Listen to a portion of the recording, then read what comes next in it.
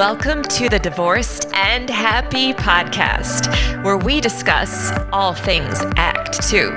I'm your host, Sadie Marie.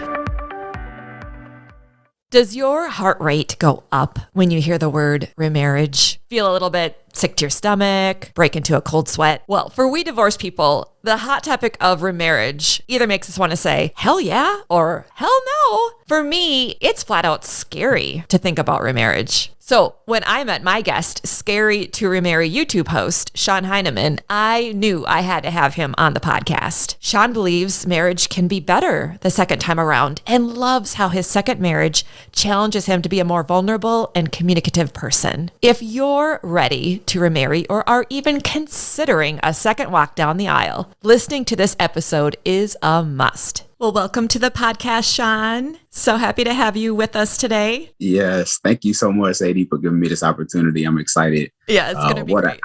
What an honor it is to be on your platform to speak to your audience. I don't take this lightly. I appreciate the opportunity. Well, we appreciate you having this conversation with us about this very hot topic. I have to tell the listeners before we dive in that you and I met via Clubhouse, which is a new hot app on iTunes.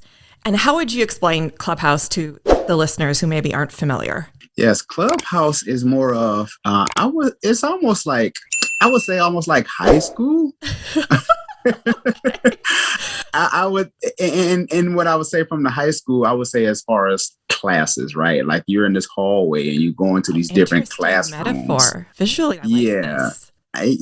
So if you're going into an English class, like everybody has English, but everybody has different English teachers, or, even in college, right? You go into these different rooms and there's different topics being addressed. And for the most part, you will be able to go into any room that you want to, depending on the topic. And you're able to go in and out of each room. So many topics. Yes. Something for everyone on Clubhouse. So when I was viewing different profiles on Clubhouse, I noticed yours immediately because it had your YouTube channel title, which is Scary to Remarry. That stood out, Sean. Yeah. I definitely need to meet this guy. So I have to ask you, what brought you to create a YouTube channel called Scary to Remarry? Well, first of all, it rhymes, so it's kind of hard. It sure does. It's very memorable.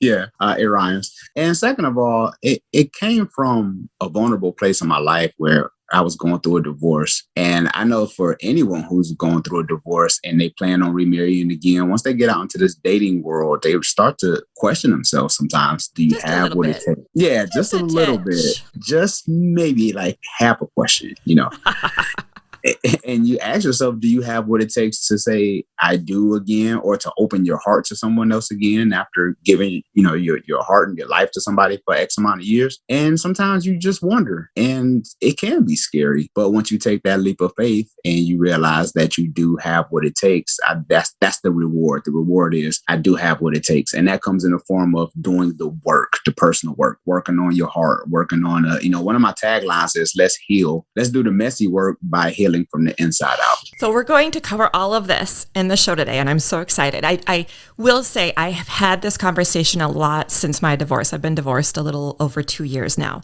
And so the conversation about remarriage, like we're both agreeing, is a hot topic. And it seems, and I'd love to know what your observation is because you're doing this channel, you're talking to a lot of people. It seems to me that there's these extremes.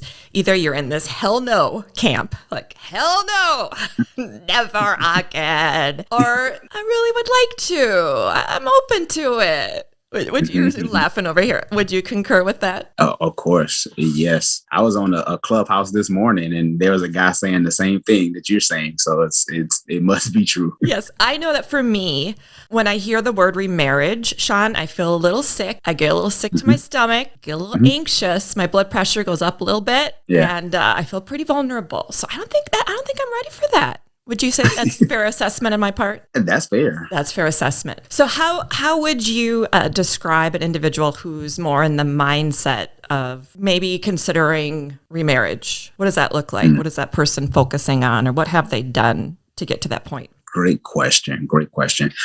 For me, it depends on are you doing the work? Are you doing the necessary work? And what I mean by work is the healing. I realized that one reason second divorces, why the divorce rate is high among second, is because they don't do the work. They think that it's the person. They think if I just marry somebody else, then all my problems will go away. And I think that it's maybe more the partner they left versus doing their own internal work. Yes. And that's what the work looks like. And for me, that was crying. Yes, it was therapy. It was a lot of self-help books, a lot of prayer, things like that. And just really internalizing your faults. And I think that's one way we can heal is realizing the faults because I realize all the mistakes that I've made. And I know this sounds funny, but I'm thankful for my ex because I've learned more about myself and my faults through her. Which is a choice. I mean, you have to be in that space where you want to do the internal work. And I don't think after a divorce, I mean, I know after my divorce, and you can, of course, share your own story, I wasn't quite ready to do my internal work right after my divorce. I needed to have some levity.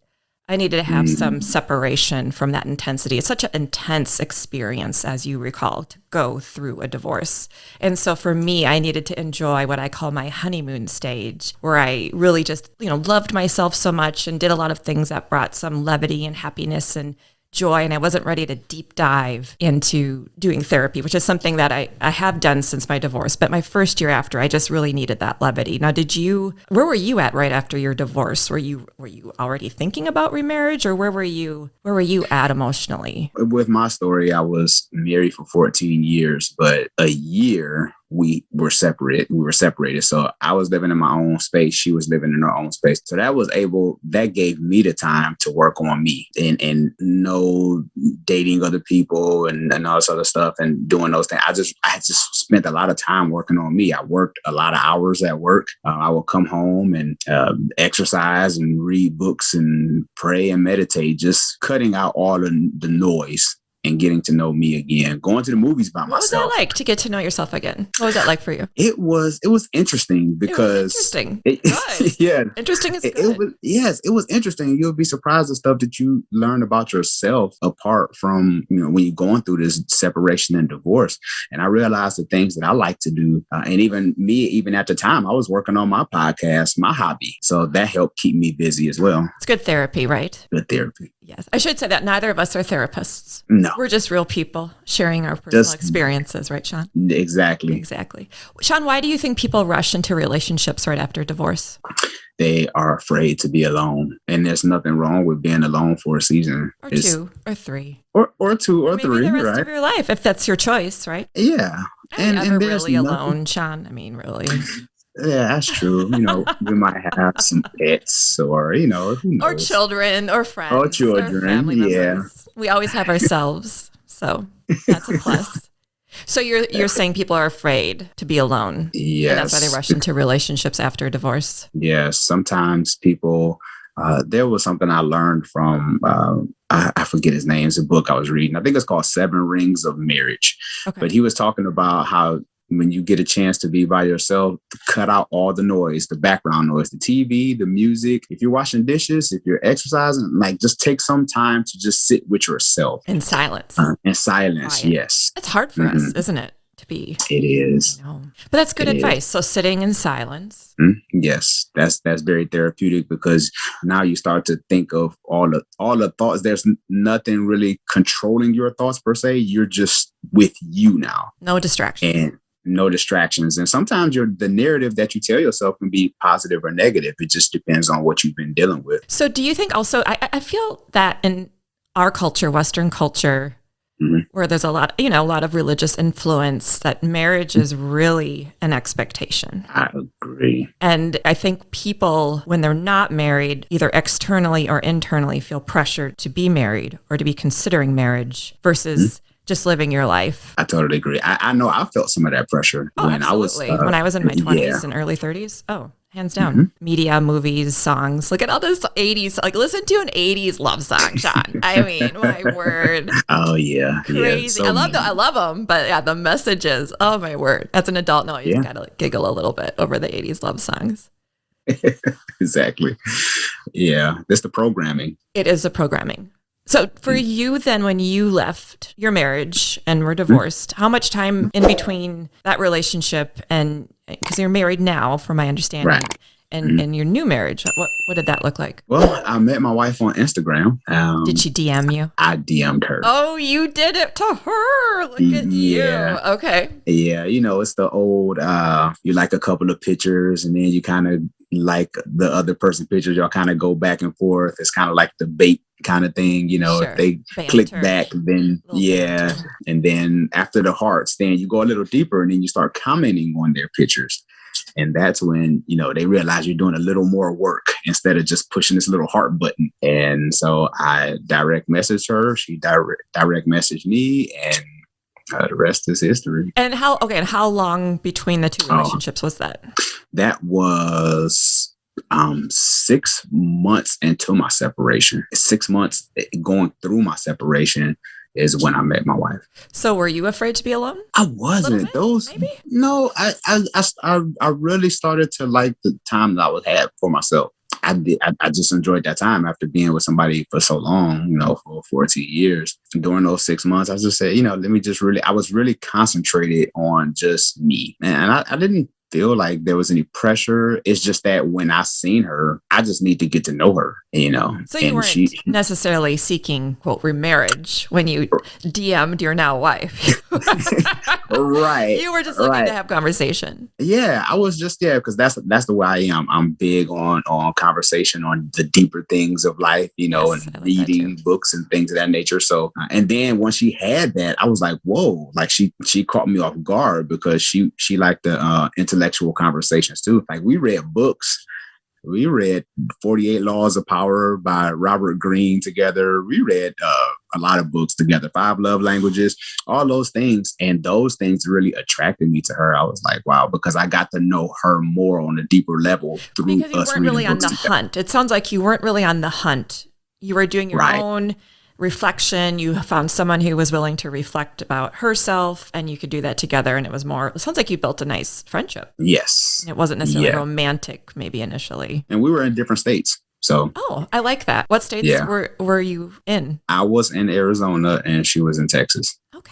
Little long distance action going on. Nothing wrong with that. Nothing wrong with that. So I want to dig a little bit deeper. I know we segued, and I appreciate you sharing your story, because I think that a lot of men, and you've put this on your Instagram, so I think you might be agreeing, tend to be quicker to remarry or move faster into relationship with women. And I have my own thoughts on that. What are your thoughts on that? Yes, men, we don't like to be alone. Can you elaborate a little bit more on that? Yes. And I would also like to kind of put it on. I want to share my opinion, but I want to hear yours first. Oh, yes. And I would also like to kind of flip that too, because I was doing some research on Psychology Today, and they're saying that women aren't in a rush to remarry because they feel that they will have to perform more work once they remarry. And that's more. Do you see my little sarcastic smile over here?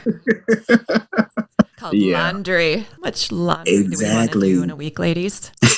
Yeah. And that even goes into because I did a video called True Fluidity. I kind of just came up with this term, and it was more of men carrying this workload too, as far as the things that need to be done in the home, whether if that's laundry or dishes, or because Sean folds clothes, Sean wash clothes, Sean wash dishes, Sean mops, whatever needs to be done in the home to help alleviate ideally the partnership. Right. Yes. Tell me more, because here's my feedback on your comment on men not wanting to be alone. Men do not have the same practice with emotional intimacy like women do. Would you agree with that? You're nodding. I agree. So women, we are so conditioned out of the gate to express our feelings, talk about our feelings. We gather with our girlfriends just to talk.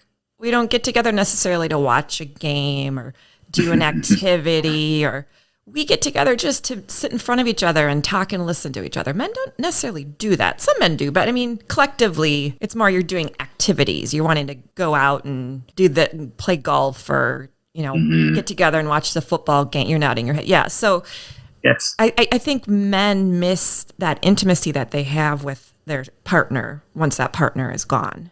and they want that to come back in some way. And that's my thought as to why men might remarry more quickly than women, because we already have that established. And thankfully, I mean, I'm so grateful to that. I wish men had more practice and comfort with intimacy amongst each other and with women too, because I think even with women, men have challenges that women don't have when it comes to expression. Yes, it's men. Yeah, we struggle in that area. I totally agree.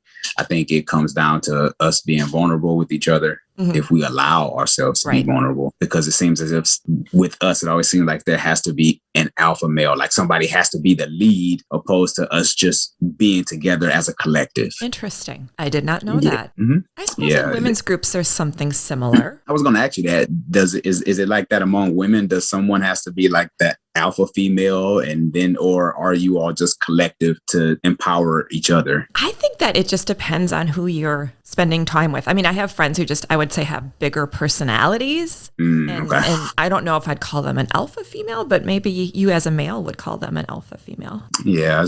I also think, you're talking about the chores. I've read that men benefit more from marriage because women do a lot of caretaking. Yes. Yes. Married men actually. Yeah. Married men live longer too, so. They sure do. A lot of benefits for men being married that maybe they don't always appreciate or realize. I was talking with a woman I know. She provides a service for me, and she's been divorced now for 20 plus years. And she told me, I would rather be on a curb with a cup than be remarried. She's like, the laundry, the toilet. I'm like, oh God. I resonate a little bit with that. But marriage, okay. When someone is ready to be married, what are they doing that for, myself, I know I'm not ready. I'm not ready to be married. If I'm ever going to be married again, I'm not in that headspace. So how is someone thinking that sets them up to have a happier go around the second time? I think it's more of, are you coming into this relationship and I know this word seems outdated, but are you coming into the relationship as a servant or willing to give? I think that's important, because a lot of times people get into relationships and they always give you their checklist. I want a man that's 6'2". I want him to make six figures. It's I. Women do that. Do men do that? Women, we write these lists. We have a checklist too. Yeah. Is that realistic, Sean? Should we stop doing that? We should. I was on Clubhouse. I was on Clubhouse today, matter of fact, and I was talking about the 80-20 rule. And I was saying that if somebody has 80% of the qualities that you desire, you can't leave that on the table if that's what you desire, because no one is perfect. The other 20% are their personal issues. Some people have sandwich bag issues. Some people have garbage bag issues. It just depends. And I think that 80%, those are the great qualities they have. What are their morals? What are their values? The things that you look for, physical traits, all these things. So if they have that, you can't leave it on the table, because the sad thing is sometimes you can find the 80%, but some guys they're so curious. They leave the 80% in pursuit of trying to find 90%. And that 90%. Part of that, though, is that with these dating apps, you're just a swipe away from that 90%, Sean. It's addicting, kind of. It's like you're at the casino. If I just go one more time, I'm going to win big. If I just, isn't it? It's conditioning us to expect we're going to find that 100%. No one is ever going to be your 100%, nor should they be. They shouldn't be. You shouldn't need one person to be that for you. Right. Yeah. So I think that's where a lot of mistakes go. A lot of relationships go wrong, because there's too many people that's in pursuit of the 90. And if that person isn't at 90%, chances are they might not want you.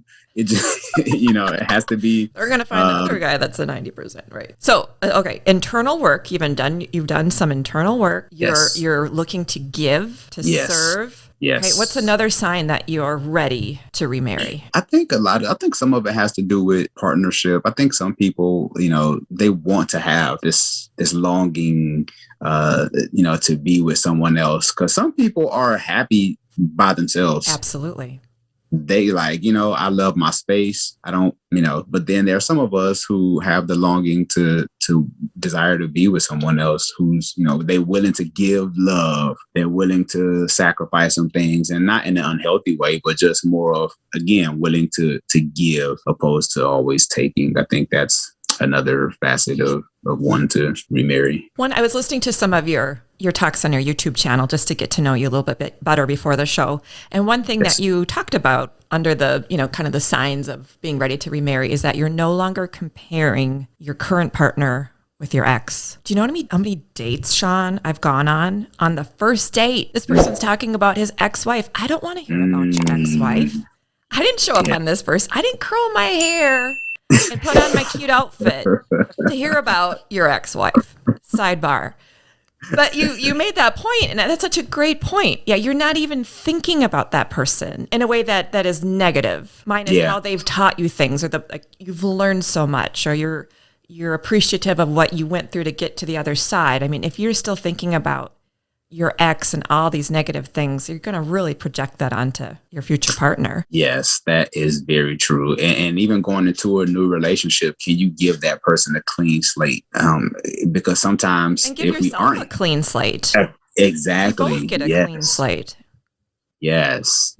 Because if we go into a relationship with things from the past, the new person that you're with, they're wondering, they're behind the 8 ball. It's like you almost setting them up for failure. Any other signs beyond what we've shared today that we are forgetting when it comes to remarrying? I think one thing is just because you talked about this also on your Instagram page, learn to be alone and like it. There's nothing more freeing and empowering than learning to like your own company. Yes. There's nothing wrong with that. No, it's delicious. Liking your company, isn't it? Yeah, it's lovely. It is.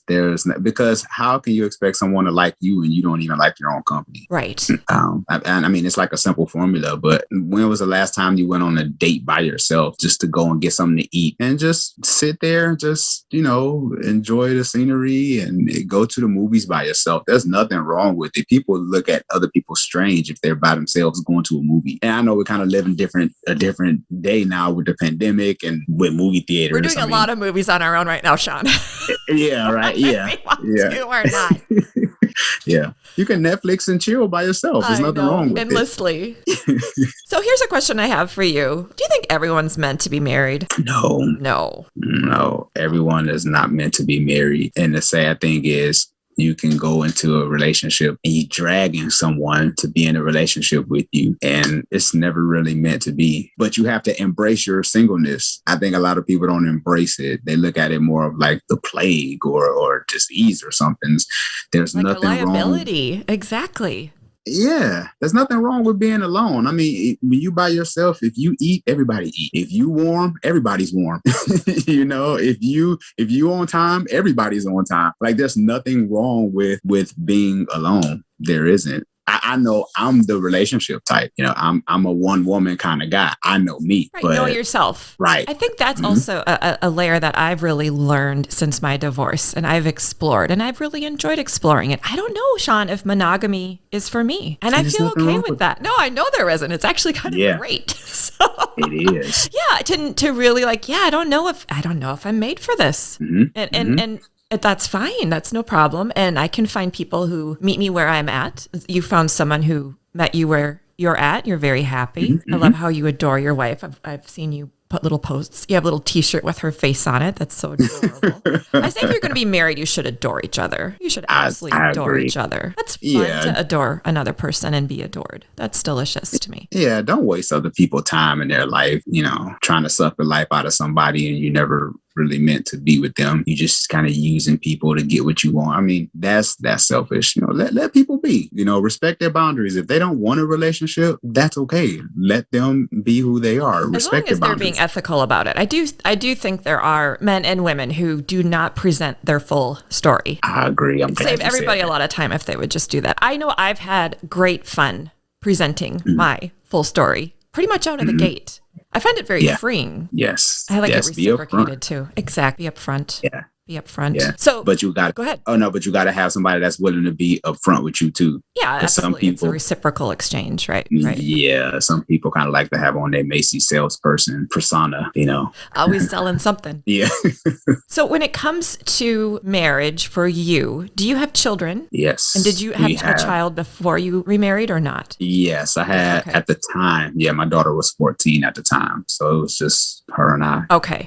How did that, we can dabble just just a little bit of because that's another layer, bringing, blending families together. How was that for you and your now wife? It presents its challenges, especially when they're older, because she had a son, in her previous relationship. But when I met him, he was 3 at the time, so he was still developing. You can still mold him. Moldable. Yeah. Right. Unlike a teenager who's a little more established in her personality. So do you have any advice for our listeners who have kids if they're interested in remarrying? Yeah, I think you have to allow the family to grow. I think a lot of times we just kind of put pressure on the children. Okay, this is your brother. This is your sister. Everybody get along. Let's all take family pictures together. And they're like, I don't know him. I don't know her.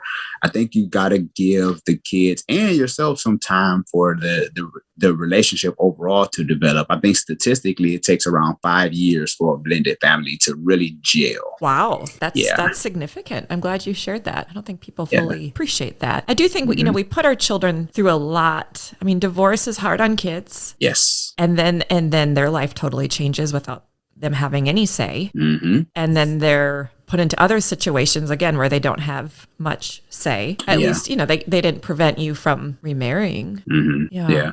And also, I would say another tip is to, especially it depends on their age. Mm-hmm. If they're of age, maybe a preteen or a teenager, I think it's important you don't have to tell them everything that went on with the divorce, but I think it's important that you do apologize to them. I'm sorry, mommy and daddy didn't make it. Like, be vulnerable with them. And then that way you can kind of give them that space I think that begins the healing process. They need to be able to grieve, is what I'm hearing you say. Yes. And I completely agree with that. Their grief is real and needs to be acknowledged. And they get to have their space. I remember my daughter and we had a really powerful conversation probably a year out of the divorce, where she was just really grieving and I was really happy. And so there was this big dichotomy, between her grief and my happiness, and having, space where she could have her grief and I could have my happiness, and neither was right or wrong. Mm-hmm. And it just took a lot of honest conversations and holding each other and crying and listening and just being very transparent. I think it's really made our relationship stronger. Yeah. And allow your kid to have that space to speak freely. Exactly. So what is your blended family?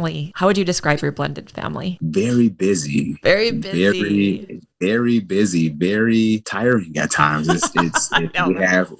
We have, my daughter, she's 17, and we have my wife with her son. He's 6 now. Okay. And we have 2 kids together. You are very busy, Sean. You got a lot of laundry going on. A lot of laundry.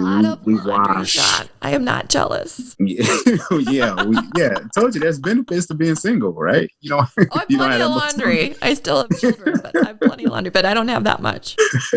So it's 4 of us. Well, it's 6 of us all together in the house. So it's very interesting. We have a 17-year-old, a 6-year-old, 2-year-old, and a 1-year-old. Oh, wow. Do you sleep? When I can, whenever I try to. And then on top of that with school too. So that's interesting. That's a lot. So Sean, what about marriage is better the second time around? Ooh, great question. If you are in tune internally, I think it's learning from your mistakes. I think if you learn, it's so much more fruitful the second time around. If you're willing to admit your mistakes, there's times when I'm talking to my wife and sometimes the old me can rise up and I'm starting to feel that. And I'm like, what? Does that feel like a stubbornness? It feels like almost like this little knot in your throat that something is about to come up. You like feel it. It's like right there in your chest. And you thinking, what? That's the old me. I'm going to take a different approach. Maybe? Defensiveness, stonewalling. Okay. Yes, stonewalling. That's always not fun. Never. And I know the old me. And I'm like, I can't.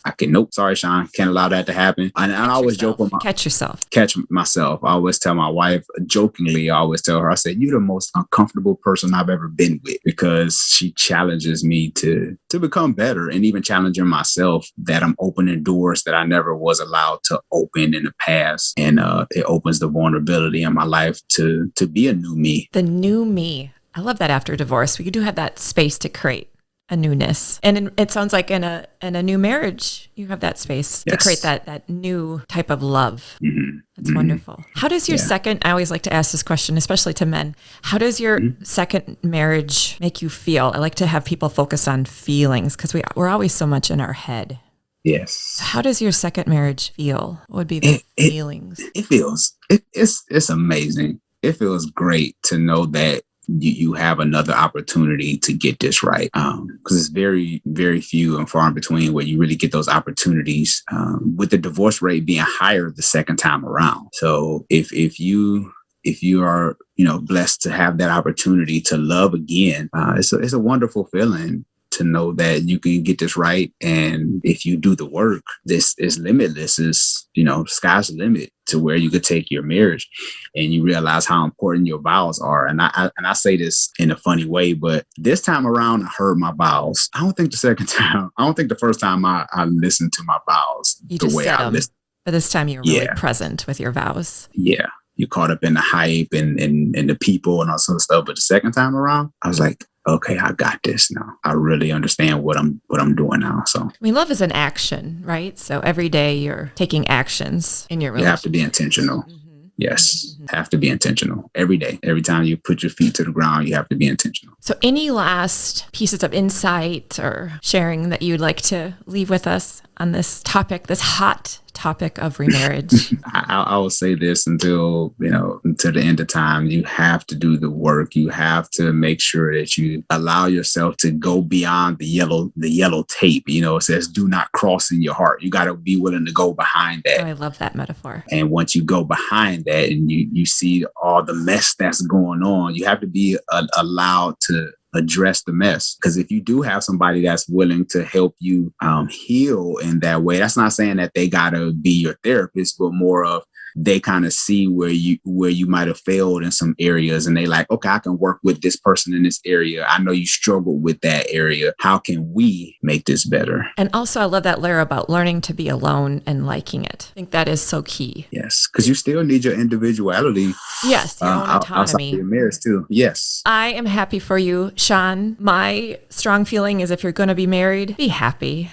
If you're going to go through a divorce after the fact, be happy. Find your happy. Find your happy. If you're going to get into another relationship, whatever you choose to do, just remember to love fearlessly. Be willing to put your heart out there. Love fearlessly. How can our listeners learn more about your channel and your books and all of the content you have out in the world about this whole scary to remarry topic? Yes, you can find me. I'm mostly on YouTube. So if you just search "It's Scary to Remarry," I'll pop up, because I don't think there's anybody with that name. Even if you just Google me, you could just Google "It's Scary to Remarry." It's easier to remember that than trying to remember how to spell my name.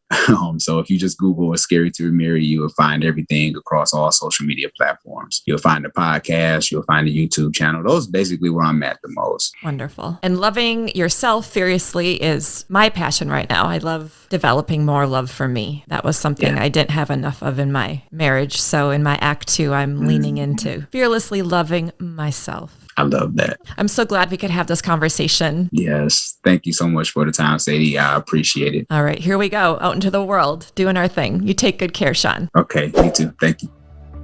Please be sure to follow, subscribe, rate, and review the podcast. You can also follow Sadie's Divorced and Happy podcast on Instagram and Facebook. And be sure to visit us at divorcedandhappy.net. Sean and I wish you so much positivity as you continue to live your best life. Maybe remarriage is in your future, and maybe it's not. Regardless, we encourage you to love yourself fearlessly. I'm your host, Sadie Marie, and I cannot wait to connect with you on our next podcast episode. Till then, you take good care.